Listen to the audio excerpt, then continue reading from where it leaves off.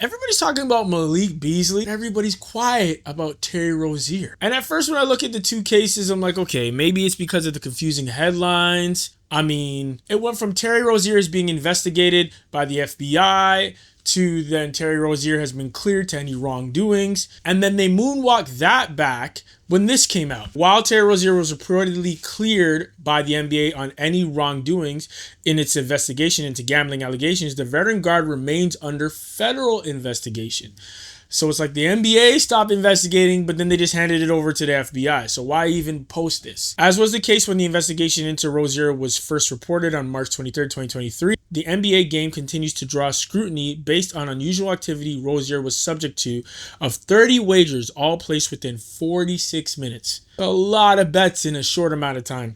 ESPN's David Purdom reported upon obtaining documents from the investigation prior to a game between Charlotte Hornets and New Orleans Pelicans on the aforementioned date. Wait, hold on. That's what aforementioned means? Just means that you said it before? I just learned something new. A sportsbook received $13,759 in wagers from one bettor, according to investigations documented. The 30 bets were all on the under of Rozier's points, rebounds, and assists.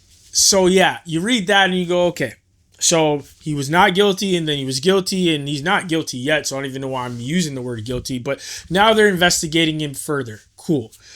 So I'm like, maybe, it's been a little bit conflicting headlines, so that's why people aren't really talking about him. But I'm still like, so why isn't Malik Beasley getting the same sort of treatment? Why aren't people just glazing over those Malik Beasley headlines? Then I saw this post from Malik Beasley himself on July 27th, just a couple days ago on his Instagram. He writes, "Best believe I'm coming back and better than ever." And I'm like, bro, if the FBI is investigating you, why are you talking so confidently? Matter of fact, why are you talking at all?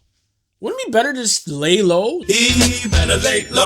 Not post anything and just wait for this to blow over?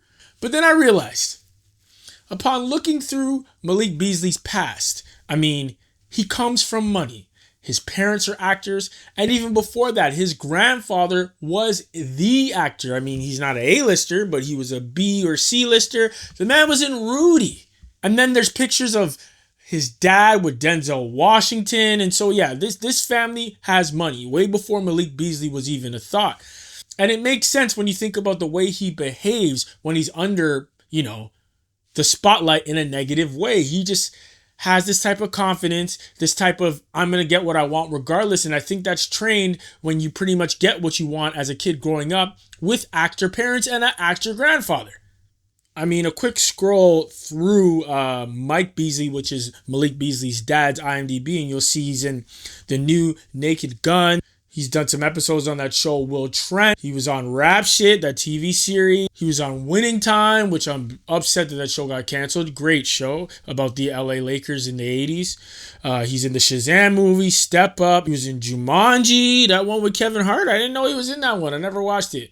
And he was in Ballers, which is interesting because I watched all the seasons of that show, but I didn't know that was Malik Beasley's dad at the time. So now every time I'm going to see him, I'm going to be like, oh. But yeah, you get the idea. Malik Beasley comes from money. And that explains why he kind of has like a spoiled attitude and he tries to cut a lot of corners. You don't have to come from money to be like that, but I think that's what explains the way he is. And in general, this guy seems like somebody who kind of makes a lot of bonehead decisions. It's been said that he owes his past landlord money. He owes his past barber money. He owes his past dentist money. So he's just been skating out on the bill every chance he can get. And even when it comes down to his choice of women, he looked like he had a beautiful family with this shorty named Montana Yao that looks incredible. Gave birth to a beautiful child, and then it seems that he threw away his whole relationship for Larsa Pippen. Which for the life of me, I don't understand why these young basketball players are still messing with this girl like that. If you want to smash on the low, do your thing. But why are you walking the streets trying to start a relationship with Larsa Pippen? She's been passed around so many times and she's like in her 50s, bro. If this was a man and it was in reverse, you'd be here, everybody cancel him. Why is he being a predator? Larsa Pippen is 51. She's had a ton of work done. That's why she doesn't look like that in pictures. Yeah, Malik Beasley is 28. It's a pretty big age gap, no? more than 20 years. But I digress. Just in general, even if you like the older women, that's fine. But Larsa Pippen? Come on, brother. And then this new news coming out about how he might have been one of the investors in this scam coin called the NCA, National Coin Association. It's just one of those pump dumps that came out like a meme coin, and apparently Malik Beasley might have been involved in that.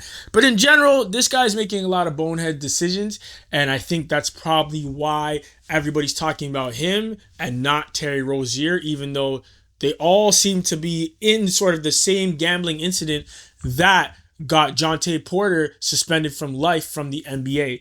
But at the end of the day, the basis of all these issues are not even with the athletes. The problem is how our society is like gambling run rampant on every sport and every commercial every day is like little BetMGM action on it. When you're betting on your favorite players, his life's a gamble.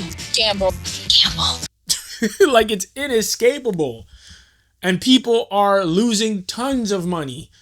Because if they were winning a lot of money, these businesses wouldn't be around that much longer. And I remember Shannon Sharp talking about that. The casino, they build money with losers' money, not winners' money. It ain't no integrity, because had he had lost, the casino would have never reached out to the NBA. They ain't in the business of losing money.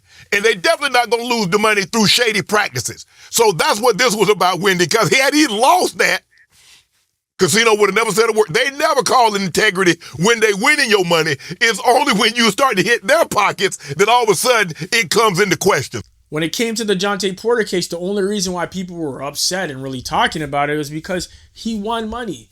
And the same thing with this Malik Beasley and potentially Terry Rozier situation. These companies don't give a damn if they take your money in dishonest ways.